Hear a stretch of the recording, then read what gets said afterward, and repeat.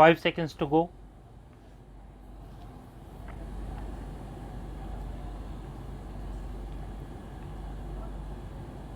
Start. Not for nothing, the great German thinker J.W. Goethe had said, I am what I am, so take me as I am, and similarly Arthur S. had pronounced, no one can escape from their individuality. In this regard, it is profitable to quote a few lines from J.S. Mill, but society has now fairly got the better of individuality, and the danger which threatens human nature is not the excess but the deficiency of personal impulses and preferences. The emphasis on the unique being of an individual is the salt of his life. Denial of self-expression is inviting death.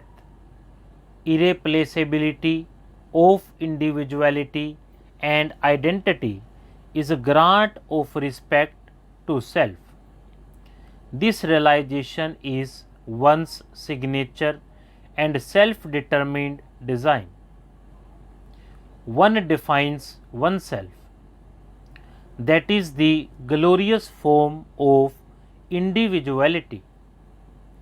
In the present case, our deliberation and focus on the said concept shall be from various spectrums. Shakespeare, through one of his characters in a play, says, what is in a name? That which we call a rose by any other name would smell as sweet. The said phrase, in its basic sense, conveys that what really matters is the essential qualities of the substance and the fundamental characteristics of an entity, but not the name by which it or a person is called. Getting further deeper into the meaning, it is understood that the name may be a convenient concept for identification, but the essence behind the same is the core of identity. Without identity, the name only remains a denotative term. Therefore, the identity is pivotal to one's being. Life bestows honor on it and freedom of living as a facet of life expresses genuine desire to have it. The said desire, one is inclined to think, is satisfied by the conception of constitutional recognition, and hence emphasis is laid on the identity of an individual which is conceived under the Constitution. And the sustenance of identity is the filament of life. It is equivalent to authoring one's own life script where freedom broadens every day. Identity is equivalent to divinity. The overarching ideals of individual autonomy and liberty, equality for all without discrimination of any kind, recognition of identity with dignity and privacy of human beings constitute the cardinal four corners of our monumental Constitution, forming the concrete substratum of our fundamental rights that has eluded certain sections of our society who are still living in the bondage of dogmatic norms. Social exclusion, identity seclusion, and isolation from the social mainstream are still the stark realities faced by individuals today, and it is only when each and every individual is liberated from the shackles of such bondage and is able to work towards full development of his personality that we can call ourselves a truly free society.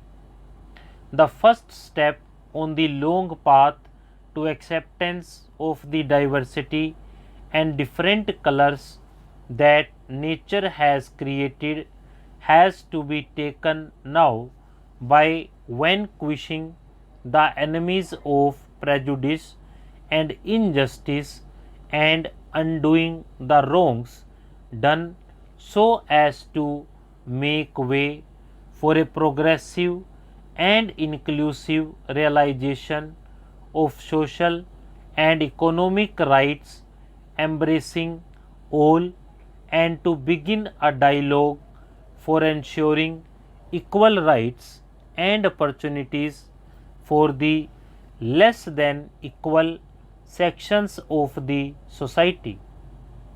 We have to bid adieu to the perceptions, stereotypes, and prejudices deeply ingrained in the societal mindset so as to usher in inclusivity in all spheres and empower all citizens alike without any kind of alienation and discrimination.